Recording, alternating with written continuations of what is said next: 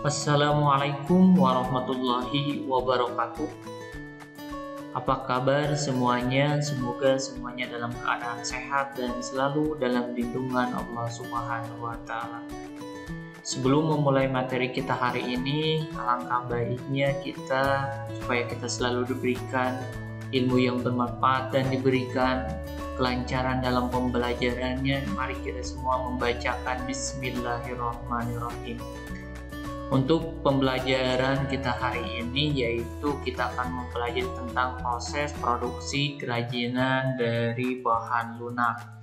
Padahal kompetensi dasarnya yaitu memahami pengetahuan tentang jenis, sifat, karakter, dan teknik pengolahan bahan lunak. Di KD yang 4.1-nya yaitu memilih jenis bahan dan teknik pengolahan bahan lunak yang sesuai dengan potensi daerah setempat. Adapun tujuan pembelajarannya, setelah menonton atau menyimak video materi kita hari ini, Bapak harapkan kalian dapat mampu memahami proses produksi kerajinan dari bahan lunak.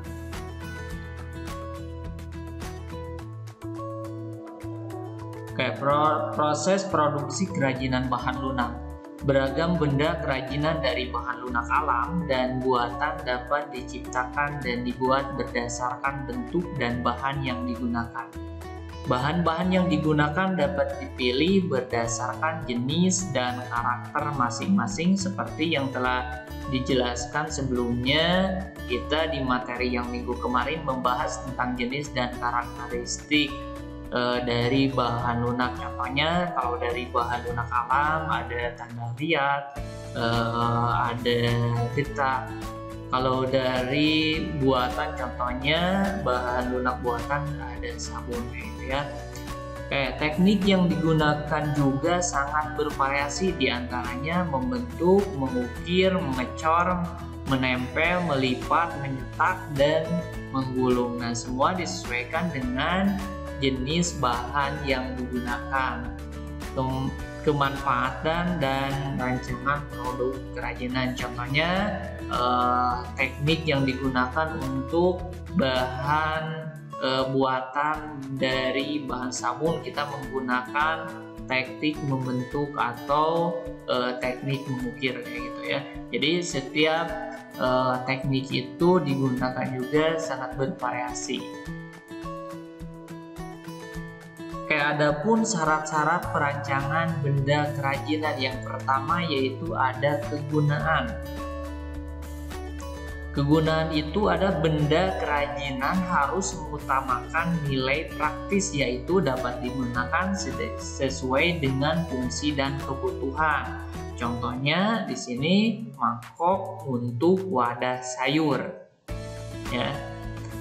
Yang kedua, syarat-syarat perancangan benda kerajinan itu ada kenyamanan. Nah, kenyamanan itu adalah benda kerajinan harus menyenangkan dan memberi kenyamanan bagi pemakainya. Ini contohnya cangkir didesain ada pegangannya. Ya. Yang ketiga yaitu syarat-syarat perancangan benda kerajinan itu ada keluasaan. Nah, benda kerajinan harus memiliki keserasian antara bentuk, wujud benda dengan nilai gunanya. Contohnya, sepatu sesuai dengan anatomi dan ukuran. Yang keempat yaitu syarat-syarat perancangan benda kerajinan itu ada keamanan. Keamanan itu maksudnya benda kerajinan tidak boleh membahayakan pemakainya. Contohnya di sini piring dari serat kelapa harus mempertimbangkan komposisi zat, pelapis atau pewarna yang dipakai tidak berbahaya jika digunakan sebagai wadah makanan. Nah, yang kelima, syarat-syarat perancangan benda kerajinan itu adalah keindahan. Nah, benda yang indah mempunyai daya tarik lebih dibanding benda yang biasa-biasa saja. Keindahan sebuah benda dapat dilihat dari beberapa hal, diantaranya yaitu bentuk, hiasan, atau ornamen, dan bahan bakunya. Jadi, syarat-syarat perancangan benda kerajinan itu ada 5. Yang pertama ada kegunaan, kenyamanan, keleluasaan, keamanan, dan keindahan. Yaitu syarat-syarat dari perancangan benda kerajinan. Selanjutnya, karya yang baik dapat dihasilkan dengan proses perancangan yang baik pula. Oleh sebab itu, proses perancangan karya kerajinan harus memperhatikan hal-hal berikut. Nah, ini hal-hal yang perlu diperhatikan dalam proses perancangan karya kerajinan itu ada 8. Yang pertama yaitu tentukan bahan dan jenis kerajinan. Yang kedua yaitu carilah ide dari berbagai sumber. Yang ketiga yaitu buat sketsa karya. Selanjutnya tentukan sketsa terbaik. Yang kelima yaitu kumpulkan bahan dan alat. Kalau udah mengumpulkan bahan dan alat, lanjut ke pembuatan karya kerajinan. Nah, setelah itu sudah pembuatan kerajinan, baru kita ke evaluasi karya atau evaluasi kerajinan. Setelah itu baru revisi apakah bahan yang kita buat kerajinan itu sesuai dengan yang kita inginkan di awal ya. Itu hal-hal yang perlu diperhatikan dalam proses penciptaan. Selanjutnya, contoh produk kerajinan bahan lunak alam. Kita lihat contoh dari produk kerajinan bahan lunak alam. Kerajinan keramik. Nah, kerajinan yang terbuat dari bahan tanah liat biasa dikenal orang dengan kerajinan keramik. Asal kata keramik adalah keramos, itu dari bahasa Yunani ya, yang artinya benda pecah belah yang terbentuk dari tanah liat yang telah mengalami proses pembakaran. Pada pembuatan keramik, tanah liat memiliki sifat plastis sehingga mudah dibentuk. Nah, setelah itu dibakar dalam tingkat pembakaran suhu 600 derajat Celcius sampai 1300 derajat Celcius sesuai jenis tanah liatnya, sehingga tanah liat menjadi keras, padat, dan kedap air. Nah, bahan produksi pembuatan kerajinan keramik, bahan utama yang digunakan dalam membuat kerajinan keramik adalah tentunya menggunakan dari bahan lunak alam yaitu tanah liat.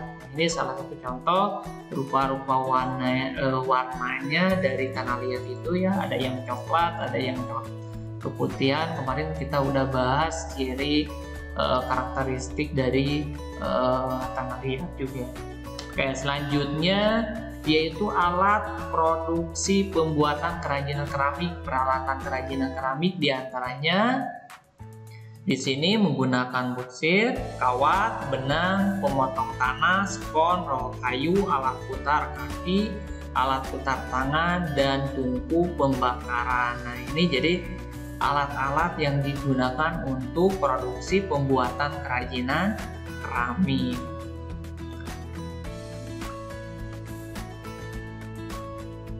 Oke, proses pembuatan kerajinan keramik.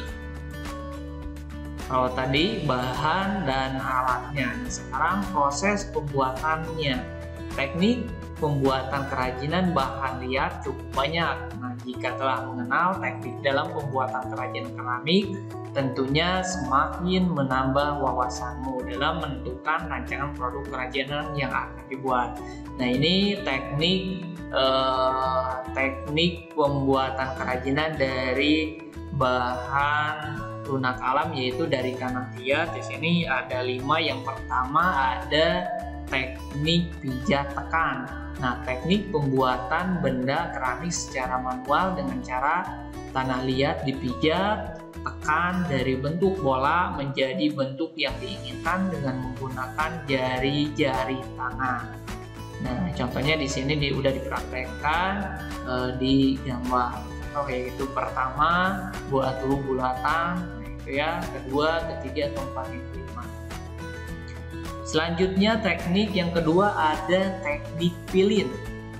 Nah, teknik pilin ini adalah teknik pembentukan badan keramik secara manual dengan cara tanah liat digulung hingga terbentuk pilinan tanah. Jadi pertama digulung dulu, itu teknik pilin. Selanjutnya yang ketiga yaitu teknik lempengan. Nah, teknik pembentukan teknik lempengan ini adalah teknik pembentukan badan keramik secara manual dengan membentuk lempengan menggunakan roll. Lempengan digunakan untuk membuat karya keramik yang berbentuk persegi atau silinder. Jadi di teknik lempengan itu ada dua teknik. Ada teknik dibentuk silinder, tanah yang sudah di roll, dipotong persegi dan digulung membentuk silinder. Ada yang dibuat teknik bentuk persegi. Jadi bentuk persegi tanah yang sudah di roll, dipotong persegi dan dirapatkan masing-masing sisinya. Jadi dalam teknik lempengan itu ada dua, ada yang dibuat bentuk silinder dan ada yang dibuat bentuk persegi.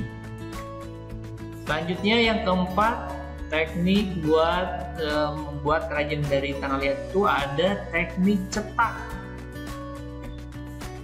Teknik cetak adalah teknik pembentukan dengan acuan alat cetak, dapat digunakan untuk memproduksi produk kerajinan keramik dengan jumlah banyak dalam waktu relatif singkat dan bentuk dan ukuran yang sama pula.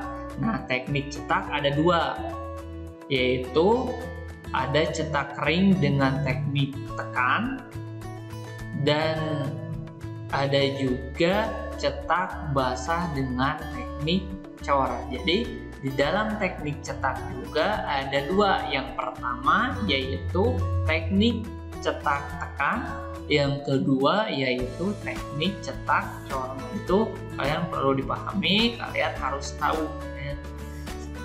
Yang terakhir, teknik pembuatan dari tanah liat itu ada teknik putar. Apa itu teknik putar?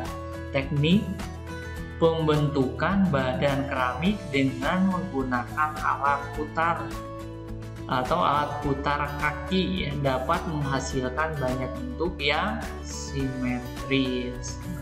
Jadi perlu dipahami bahwa teknik dari pembuatan tanah liat itu tadi ada 5. Yang pertama yaitu teknik pijat tekan, yang kedua yaitu teknik pilin, yang ketiga ada teknik lempengan. Nah, teknik lempengan itu dibagi lagi ada dua, yaitu ada yang dibentuk silinder dan ada yang dibentuk kotak. Yang kelima yaitu yang keempat yaitu teknik cetak. Nah, teknik cetak juga ada dua, ada teknik cetak tekan dan ada teknik cetak cor ya. Yang kelima yaitu teknik putar. Apa bedanya di teknik cetak itu ada dua. Nah, apa sih bedanya teknik cetak kering sama cetak tekan? Nah, kalau cetak kering itu bahan